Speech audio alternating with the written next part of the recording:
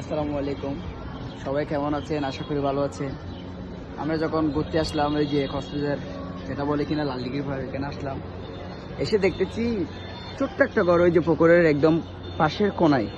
এই শীতের মধ্যে দেখতেছি ছোট ছোট বাচ্চারা শীতের মধ্যে খুব আকৃষ্টভাবে ওরা জীবনযাপন পার করতেছে। আসলে বলার মতো কোনো ভাষাই নেই।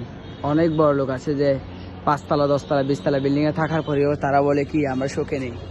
কিন্তু দেখেন এই ছোট বাচ্চারা ছোট্ট ছোট্ট ঘরগুলো করে এখানে যে থাকতেছে, তারা অনেক সুখী আছে। আপনারা তো অবশ্যই দেখেছেন হয়তো, অনেক টাকার মালিক আছে, এরকম মানুষ এখনো দেশে আছে, কিন্তু কেউ কাউকে চায় না। আজকে যদি কেউ এসে যদি ওদেরকে কম্বল বা 2টা খাওয়ান দিত, তাহলে ওদের জীবনও সুন্দর হতো। কিন্তু আমাদের বাংলাদেশের মানুষ যারা যেমন করে পারে তেমন করে কি বলে ভরে দিতে চায়। এটা হয়তো রং টাইমিং হয়ে গেছে। সবাই কমা দৃষ্টিতে দেখবে, সবাই দোয়া করবেন ওদের জন্য। আসসালামু আলাইকুম।